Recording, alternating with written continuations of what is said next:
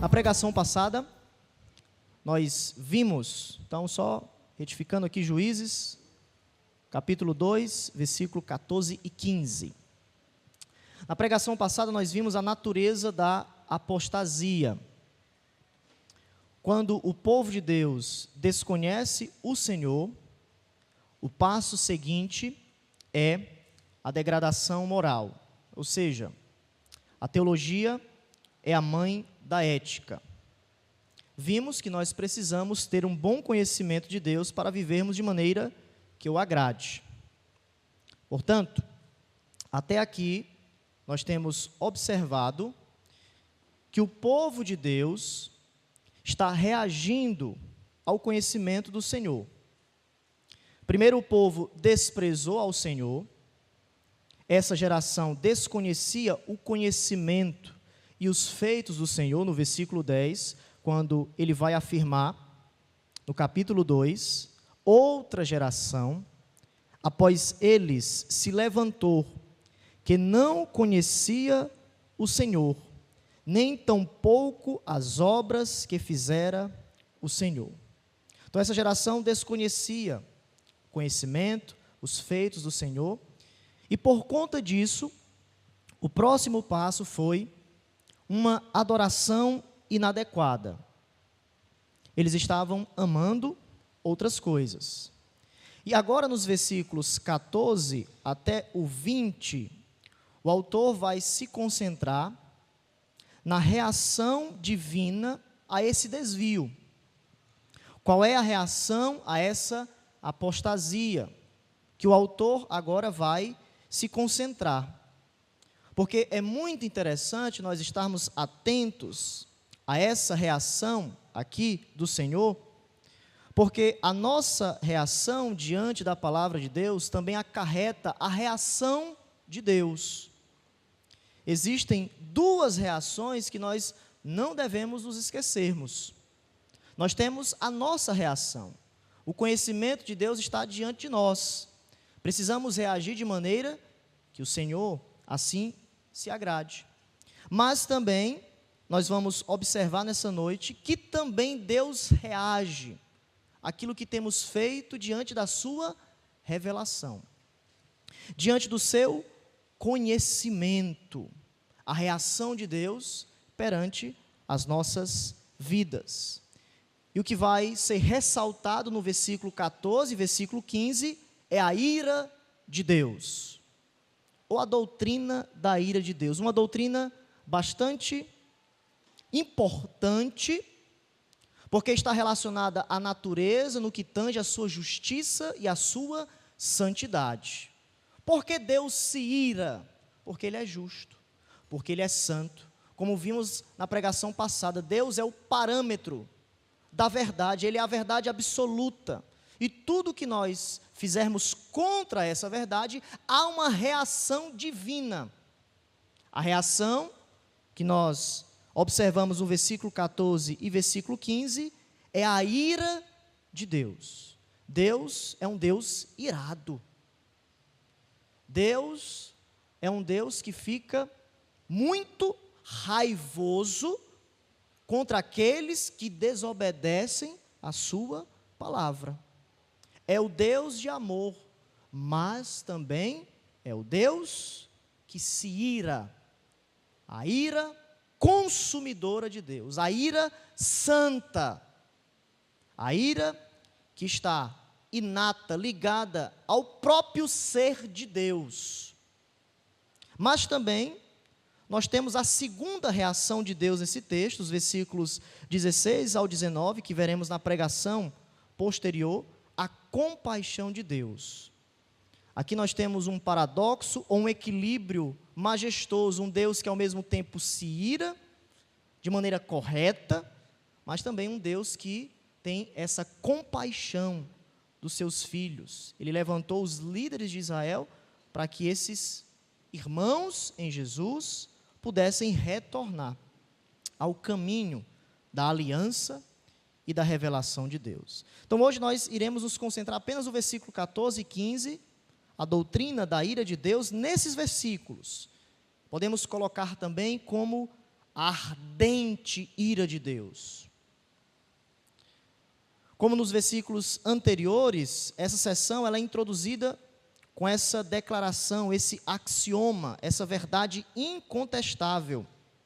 Vimos esse axioma anterior quando o texto nos informa no versículo 11, então fizeram os filhos de Israel o que era mal perante o Senhor. É o fundamento do porquê todas as coisas estavam acontecendo. Eles não observaram o fundamento das suas vidas, a palavra, a aliança.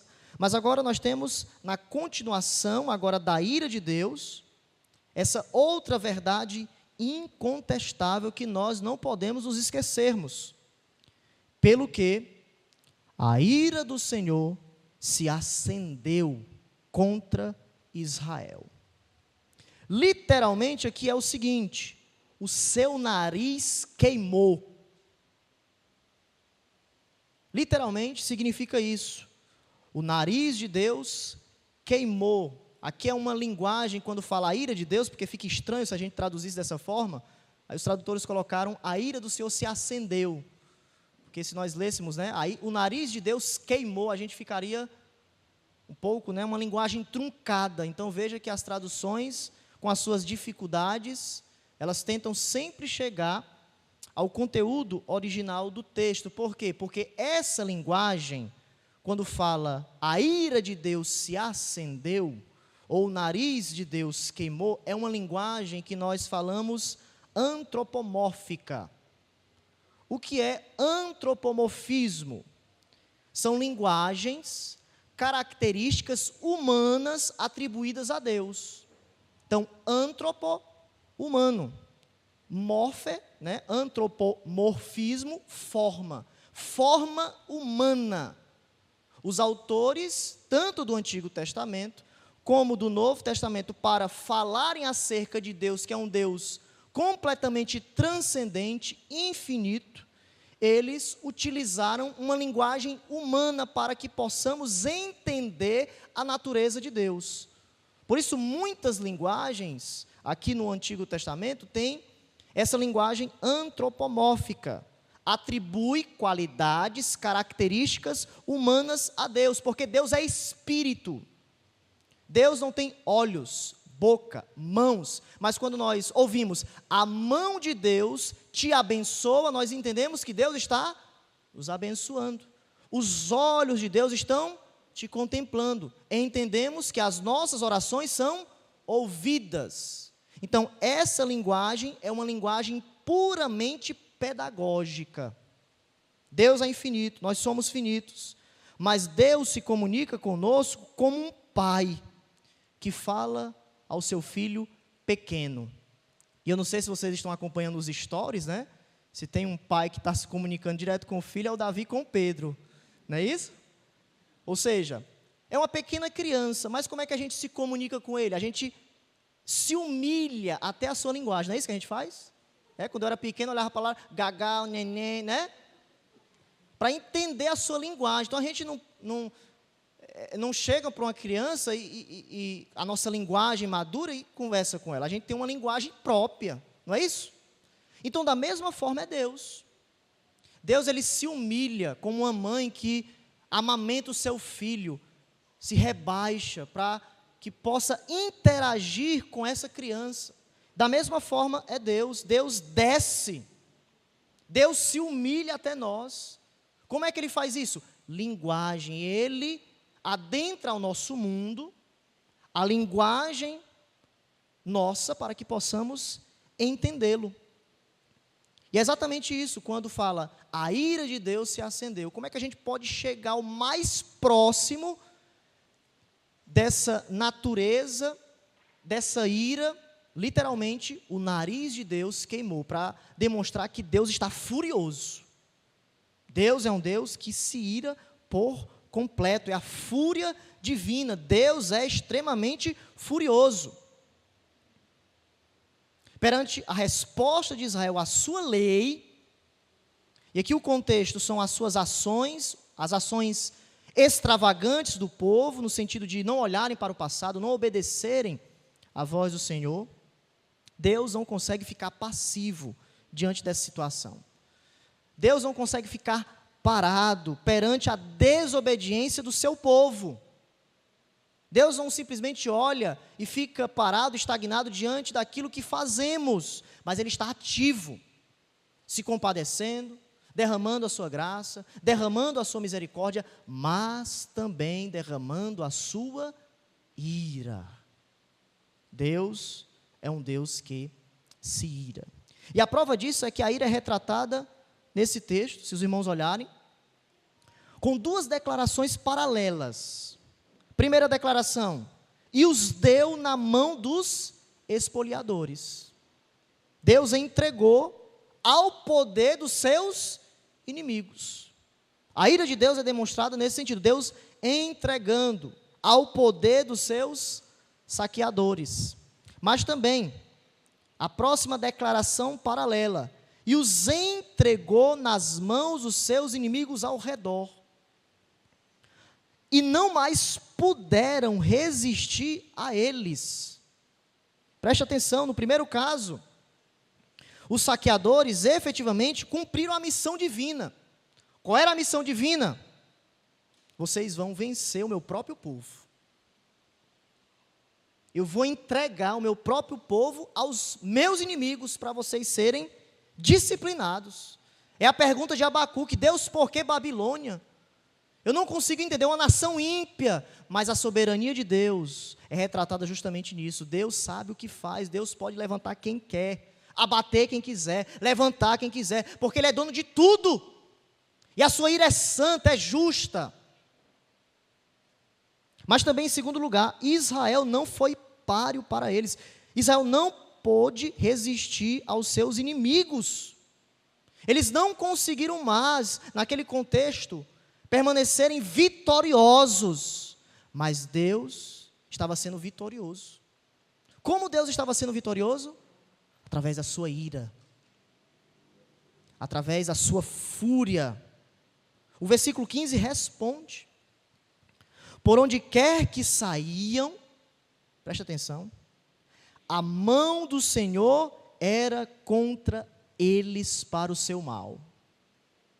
Como o Senhor lhes dissera e jurara. O Senhor falou isso na sua aliança: se vocês não obedecerem à minha voz, eu estarei contra vocês. E houve um grande aperto. Aqui algumas traduções colocam também: o povo estava em grande agonia, por conta da manifestação da ira de Deus.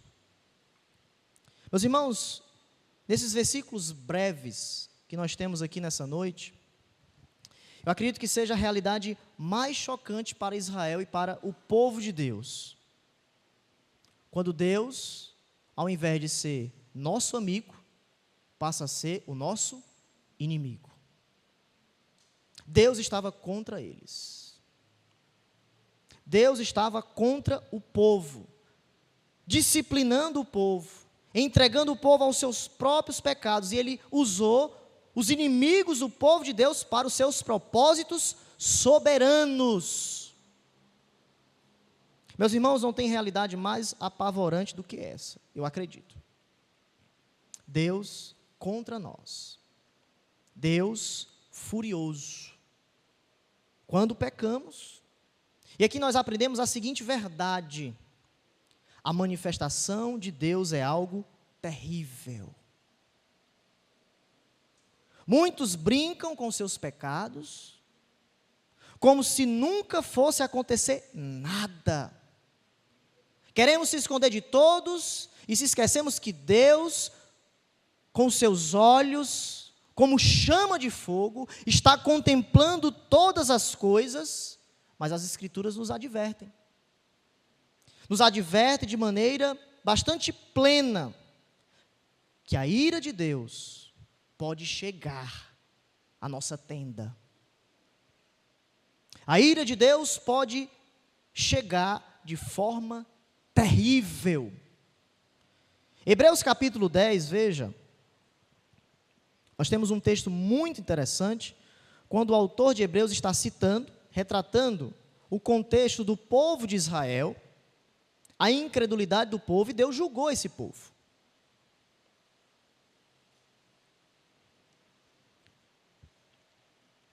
Hebreus, capítulo 10, versículo 30 e 31.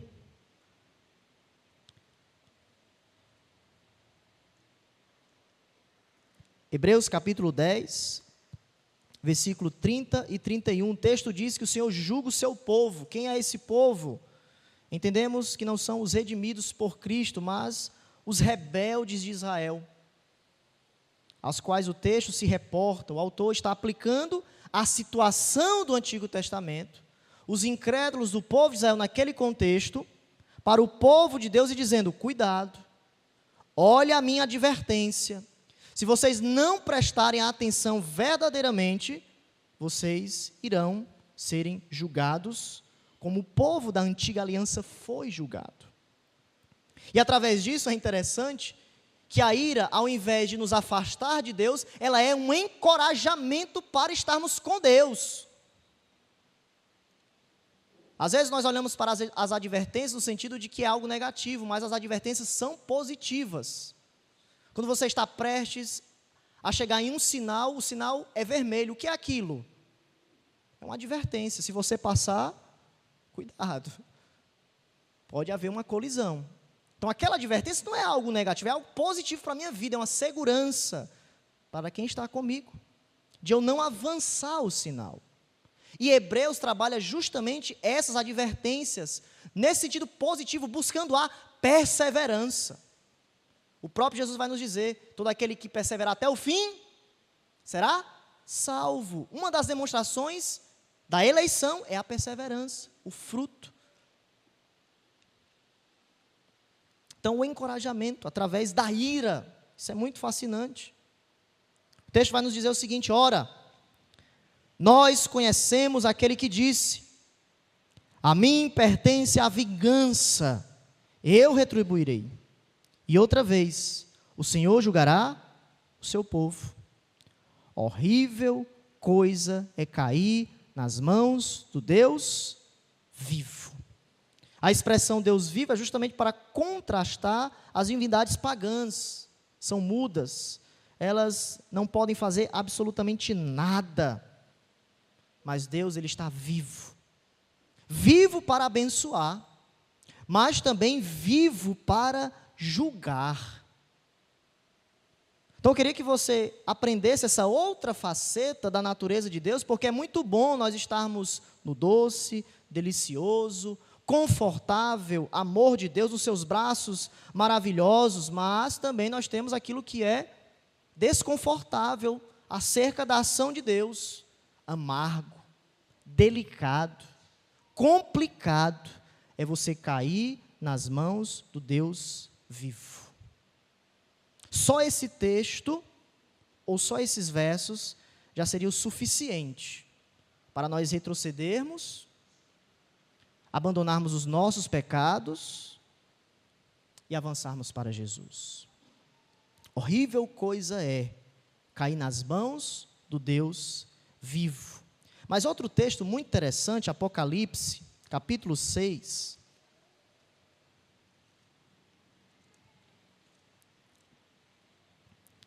Apocalipse, capítulo 6, os selos. Os selos são abertos, aqui significa julgamento. Então nós temos selos, trombetas e taças. Há uma discussão muito grande a saber se os selos já foram abertos, se o selo é apenas futuro. Não é isso? Alguns acreditam que grande parte de Apocalipse já se cumpriu quando Deus julgou o povo de Israel, principalmente em 70 depois de Cristo. Outros já têm uma visão mais futurista, onde a maioria desses acontecimentos, os selos, as trombetas e as taças, se referem à grande tribulação. Mas, quem sabe, quando nós chegarmos em Apocalipse, nós teremos essa percepção da estrutura do livro, né? Apocalipse é fascinante, mas também tem a sua estrutura de ser lida. Dependendo da forma como a gente vai ler o livro, a gente tem um sistema de escatologia completamente diferente. Então, depende muito como você vai entender o livro, nessa estrutura, como ele deve ser lido, ou recapitulação, ou algo sequencial. Mas o meu ponto é nós nos concentrarmos nos versículos 15 ao 17. O sexto selo. Para muitos aqui, algo futuro. A grande tribulação em vista. Mas há um princípio aqui, que eu queria que os irmãos se concentrassem. Sobre a ira do Cordeiro. Esse texto ilustra claramente o texto anterior que nós lemos em Hebreus. Fala do horror de cair nas mãos do Deus vivo. O texto vai dizer que a sua ira, quando a ira de Deus é manifestada, não escapa ninguém. Nem grandes, nem pequenos, ricos, pobres, escravos, livres. Todo mundo vai se encontrar diante da ira do Cordeiro, aqueles que não estão abraçados ou não se arrependeram dos seus pecados. Olha só o que é que o versículo 15 nos afirma. Os reis da terra, os grandes, os comandantes, os ricos, os poderosos e todo escravo. Veja, o ponto justamente do autor é identificar essas classes para mostrar que ninguém escapará da ira do Cordeiro. E todo livre se esconderam nas cavernas e nos penhascos dos montes. E disseram aos montes e aos rochedos: cai sobre nós. Queremos morrer. E escondei-nos da face daquele que se assenta no trono e da ira do Cordeiro, porque chegou o grande dia da ira deles, e quem é que pode suster-se? Quem é que pode suster-se? Então veja, meus irmãos, que eles clamarão, ou estão clamando apavorados diante da ideia. Qual é a ideia? Qual é a percepção? Não queremos enfrentar a face de Jesus. Aquele pequeno cordeirinho, aquele que foi morto, manso e humilde de coração, mas que naquele grande dia, ele será implacável. Ninguém poderá se esconder dele.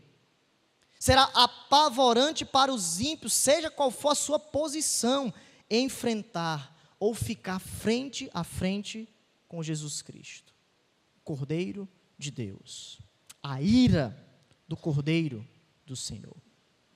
Então, tanto o texto de Hebreus como o texto de Apocalipse, dois exemplos, nós temos inúmeros, refletem essa realidade que eu gostaria que cada um de vocês pudessem ter em vossos corações. A ira de Deus é algo séria e apavorante. Deus não brinca. Ele pode agir com ira diante do beneplácito da sua vontade. E aqui nós finalizamos com algumas aplicações da ira divina. Poderíamos ter outros tratados da ira divina em todo o livro, mas eu gostaria de ser mais prático. As aplicações sobre a ira divina, porque esse tema está relacionado à justiça, à santidade, à justiça retributiva, tem muita coisa sobre a ira de Deus. Então, por conta do tempo, da palavra do Senhor nessa noite, algumas aplicações sobre a ira de Deus. Primeira delas, algumas lições práticas sobre a ira de Deus. A primeira aplicação é essa: todos os homens precisam se arrepender de seus pecados e confiar em Cristo para escaparem da manifestação da ira de Deus. Todos. Não há outra maneira de escapar da ira vindoura de Deus, a não ser Jesus Cristo. Jesus é a manifestação de Deus para que possamos ser livres da ira, da libertação que virá no futuro. O texto de Romanos, capítulo 5, versículo 9, nos diz: logo muito mais agora,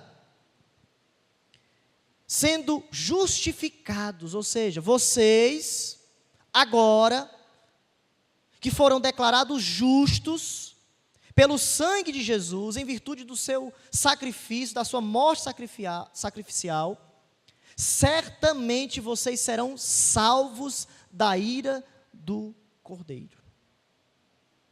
Então isso é interessante porque nós precisamos ter essa perspectiva que a ira de Deus está relacionada, ou precisa estar, para sermos libertos dela, ao arrependimento e à fé em Jesus. A salvação é colocada como sinônimo de livramento final da ira de Deus. Haverá uma ira final, o julgamento de todas as coisas, onde as nossas obras serão colocadas perante o trono branco de Deus. Os livros serão abertos, e aqueles que não estarão com Jesus, a ira será algo apavorante. A ira será algo terrível. Não conseguirão escapar da ira de Deus. E como eu posso escapar dessa ira? Somente Jesus. Aquele que sofreu toda a ira de Deus na cruz do Calvário. Deus meu, por que me desamparastes? Se possível, passa de mim esse cálice. Porque Deus, Cristo, estava recebendo toda a ira de Deus. Por isso ele chorou. Não foi simplesmente a sua humanidade, foi porque toda a ira, todo o nosso pecado estava sobre Jesus. Algo pesado. O próprio Filho, recebendo a ira de Deus, para que eu e você fôssemos livres, libertos desta ira. Seremos salvos, é a mensagem de Jesus, desta ira. Então essa é a primeira coisa, não esqueça, se você não é crente, se você não está com o Senhor, a ira de Deus pode se manifestar a qualquer momento. Mas, se você se arrepender dos seus pecados, confiar verdadeiramente em Cristo, você tem a certeza de que no futuro você será livre dessa ira que se manifestará. Segunda aplicação. A doutrina da ira de Deus deve motivar os cristãos a testificar de Jesus Cristo e chamar os pecadores ao arrependimento. A doutrina da ira de Deus deve motivar os cristãos a testificar de Jesus Cristo e chamar os pecadores ao arrependimento. Atos capítulo 3, olha só. A pregação de Pedro. Pedro tem essa motivação. Atos capítulo de número 3.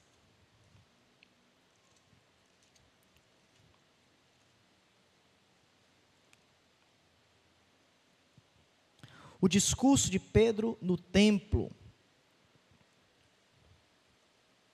Quando Pedro está aqui discutindo, falando acerca de Jesus, por conta da cura de um coxo, ele vai, diante desse contexto, não esquecer da ira de Deus, do autor da vida, a quem Deus ressuscitou dentre os mortos. Eles foram testemunhas, e ele finaliza com a mensagem do Evangelho de Jesus. Veja que o versículo 19 afirma o seguinte: arrependei-vos, isto é, volte-se para Deus. O Messias morreu, ressuscitou e vocês não reconheceram isso. Voltem-se para Deus, em lugar de continuar no afastamento. Vocês devem se voltar para Ele em arrependimento. Pois, e convertei-vos para serem cancelados os vossos pecados, aqui em condenação, porque o crente ainda peca, mas é diferente daqueles que estão em arrependimento e fé. Os seus pecados foram cancelados pela vitória de Cristo. Agora nós temos a justiça de Cristo, a fim de que, então veja, depois do cancelamento, da presença do Senhor, venham tempos de refrigério, e que envie Ele o Cristo, que já vos foi designado Jesus. Então Pedro, diante do contexto lá dos judeus, aqueles que estavam rebeldes, ele prega o arrependimento, voltem-se para Deus. Nós temos aqui 3 consequências do arrependimento. Ao olhar para o texto, nós vemos, em primeiro lugar, o perdão dos pecados. Cristo perdoa os nossos pecados, mas além disso, há tempo de refrigério. Porque Jesus não apenas nos perdoa, Ele nos restaura. Há o refrigério, tempos de refrigério, aqui é tempos de descanso. Por quê? Porque a era messiânica começou. O Espírito Santo foi derramado em Pentecostes. E entre as características da era messiânica é a própria habitação do Espírito. Bênçãos, glórias, da presença de Deus entre nós. É isso que Pedro está dizendo. Vocês terão tempo de refrigério, tempo de descanso. Como está o meu descanso? Porque lá no texto de Juízes, o povo estava agoniado. A agonia do Espírito em saber que a ira de Deus estava sobre eles. E quando nós olhamos para Jesus, para a sua mensagem, para o cancelamento dos nossos pecados, em saber que nós seremos livres da ira, nós somos refrigerados. Refrigério vem sobre nós. Tempos de descanso. Mas também continua a história que ele envia o Cristo. O que é isso? Segunda vinda. Então veja, nós temos o cancelamento dos nossos pecados. Depois, nessa vida, nós temos tempo de refrigério. Mas também a nossa vida progride para a segunda vinda. O próprio texto vai continuar e reforça essa realidade, a qual é necessário que o céu receba até aos tempos. Jesus está à direita de Deus, a sua ascensão, e enquanto Ele está lá, Ele intercede pelo povo, Ele colocou uma mensagem sobre nós, ide, pregue o Evangelho a toda criatura, toda autoridade me foi dada nos céus e na terra, e o tempo da restauração de todas as coisas começou. Essa restauração aqui não é apenas algo futuro, a restauração já começou. Nova criação nós somos. As coisas antigas são passadas. Eis que tudo se fez novo. Um novo cântico, uma nova trajetória, um novo caminho. Então a restauração já começou. O reino de Deus já está entre vós. A cada dia que passa, Jesus está colocando os seus inimigos debaixo dos seus pés. Através da pregação do Evangelho de Jesus. Mas chegará o dia que o próprio Cristo, nessa restauração, que Deus falou por boca dos seus santos profetas, chegará a consumação dela. Novos céus e nova terra. A restauração plena. Então, 3 coisas: perdão, tempos de descanso, mas também segunda vinda. Então, meus irmãos, a doutrina da ira, ela deve ser pregada. Quando nós falarmos sobre o arrependimento, Pedro, ele observou essa necessidade quando ele estava apresentando este evangelho para o povo. Por que isso é importante? Porque hoje o evangelho é algo palatável, né? Hoje é o evangelho fulano, o evangelho ciclano, o evangelho beltrano. É o evangelho ao gosto do seu público. É o evangelho iFood. Eu coloco da forma como eu gosto. Mas o evangelho não é seu. O evangelho não pode ser adulterado. O evangelho é de Deus entregue ao seu povo. O nosso evangelho, Paulo vai dizer, por que é nosso? Porque este evangelho foi entregue e precisa ser pregado com fidelidade.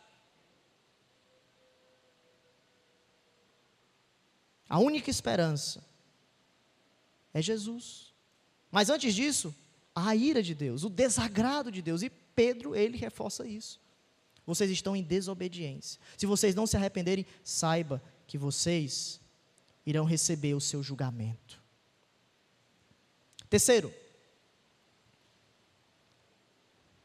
a doutrina da ira divina é um incentivo para você viver em retidão. Agora vamos para o lado de cá, né? A gente está falando dos ímpios, vamos falar dos crentes. Nós que estamos com Jesus.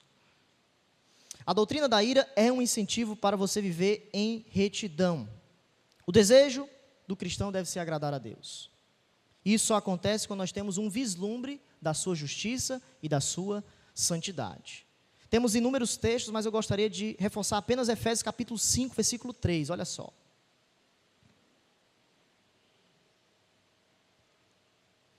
Efésios capítulo 5.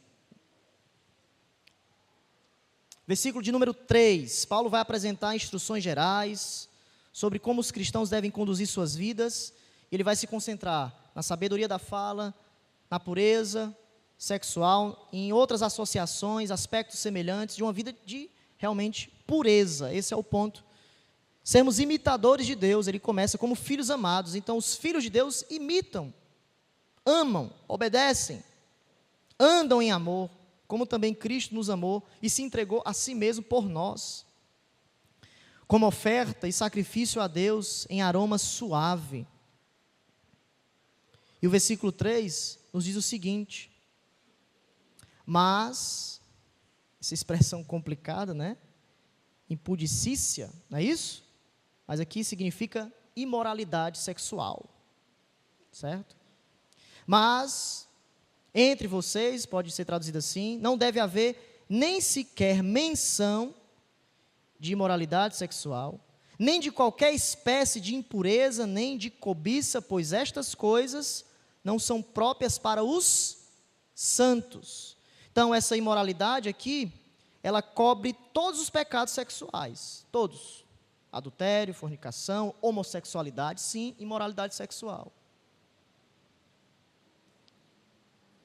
E a cobiça também é colocada aqui, desejo invejoso daquilo que as pessoas possuem.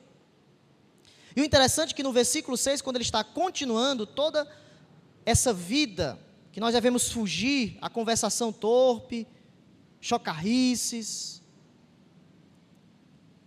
Paulo vai dizer o seguinte: pois é por causa dessas coisas, que coisas? Que ele falou anteriormente, que a ira de Deus vem sobre os que vivem na desobediência. Essa palavra filho pode ser traduzida como vivem. Os filhos da desobediência são aqueles que vivem atualmente uma vida de pecado, sem arrependimento. Mas o crente, ele foge dessas coisas, porque ele conhece a ira de Deus.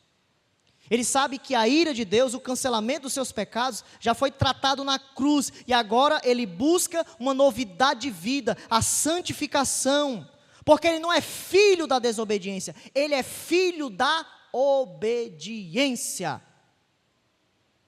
Ele vive segundo os padrões de Deus. Então nós temos um incentivo aqui, diante da ira, a vivermos mais em santificação, em justiça perante o Senhor. Quarto lugar, a doutrina da ira deve fazer você viver desconfortável com o pecado.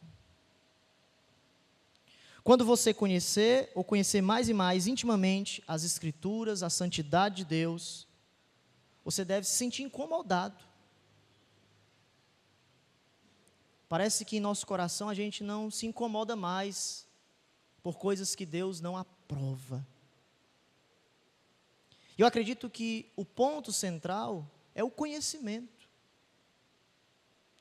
Nós estamos distantes do conhecimento de Deus, e por conta disso, como o Espírito irá operar se nós não temos o conhecimento? Não vem revelação do alto, né? Aquilo que eu falei em uma das pregações, não é pix automático do conhecimento de Deus, não tem, não existe. É disciplina, é realmente nós colocarmos o nosso joelho no chão e conhecermos a Deus para fugirmos dessa vida que não agrada ao Senhor. Então, um segredo para você, um conselho para você: estude sobre a santidade e a justiça de Deus. Quanto mais o conhecimento de Deus estiver sobre você, mais você se afastará de coisas que não agradam ao Senhor. Desconfortável com o pecado. Então, a doutrina da ira, ela é maravilhosa nesse sentido, porque quando o crente escuta sobre a ira de Deus, ele fica de maneira temerosa, ele sabe: meu Deus, eu também mereço essa ira, mas a ira de Deus só não vem sobre mim por causa de Jesus, é apenas a única diferença, porque nós somos pecadores igual aos ímpios, mas a justiça de Cristo está sobre nós. É aquilo que Lutero dizia: simultaneamente pecador, mas simultaneamente justificado. O descrente não tem o justificado, ele sempre está no pecado, mas nós que somos crentes somos pecadores e justificados. Por que nós não somos consumidos? Porque a justiça de Cristo agora está em nossa frente, a nossa identidade mudou, os números mudaram, agora são santos, Cristo, amor, retidão, santidade, etc., está na nossa identidade celeste, e ela não está mais nessa terra, a nossa identidade está nos céus. A direita de Deus vai dizer que Cristo está lá e nós estamos assentados com Ele. Mas eu estou aqui, mas você está lá. Como? Pela fé. As bênçãos celestiais em Cristo estão em você. Isso é algo maravilhoso, meus irmãos. Por fim, a quinta aplicação: leve a doutrina da ira divina a sério. Vivemos num tempo em que a doutrina de Deus, ou um Deus justo que se manifesta em ira, está esquecida dos púlpitos. A gente pode até, quem sabe, acrescentar a doutrina do inferno. Está ligada justamente à ira divina. Quem mais falou sobre o inferno na Bíblia foi Jesus. A doutrina da ira de Deus é algo que será concretizado no futuro. E nós precisamos pregar, conversar sobre essa doutrina. O tempo presente parece nos privar desse atributo, né? E o meu desejo é que você procure um pouco mais sobre esse aspecto da natureza divina que faz parte. Regozijar-se nessa singular manifestação de Deus. É uma singular manifestação de Deus, a sua ira. Portanto, a gente pode finalizar, antes da conclusão, o que é a ira de Deus? Diante desses textos que vimos, de um exemplo em Juízes capítulo 2, versículo 14 e 15, a ardente ira de Deus, nós podemos definir a ira da seguinte maneira: Deus odeia intensamente o pecado. Seria a definição que eu colocaria. Deus odeia intensamente todo o pecado. E por isso a sua justiça será retributiva. Cada um será julgado segundo as suas obras. A ira é uma manifestação da vingança divina contra os violadores da sua palavra. E para quem não há a sua misericórdia. Naquele dia, o que será colocado perante nós é a manifestação da sua ira por conta daqueles que não se submeteram, não obedeceram, não olharam para Jesus e por conta disso as suas obras são más, filhos da desobediência. Então eu gostaria de concluir com algumas afirmações. Primeiro, a ira de Deus é real. Não esqueça disso. A ira de Deus é real. Ele age ou reage segundo aquilo que nós fizermos. Segundo, a ira de Deus tem uma causa. Qual é a causa da ira de Deus? A sua lei, é o parâmetro. Terceiro, a ira de Deus nos mostra consequências terríveis. Que coisa terrível percebermos que Deus pode estar contra nós. Mateus capítulo 10, versículo 28 vai nos dizer o seguinte: não temais os que matam o corpo e não podem matar a alma. Temei antes aquele que pode fazer perecer no inferno tanto a alma como o corpo. Os israelitas, em Juízes capítulo 2, versículo 14 e 15, abandonaram o Senhor. E no período dos juízes, eles estavam brincando com fogo. Coisa terrível é cair nas mãos do Deus vivo. É a terrível angústia que o versículo 15 vai nos afirmar. Que Deus nos abençoe diante dessa doutrina singular do nosso Deus, da sua natureza e dos seus atributos. Amém?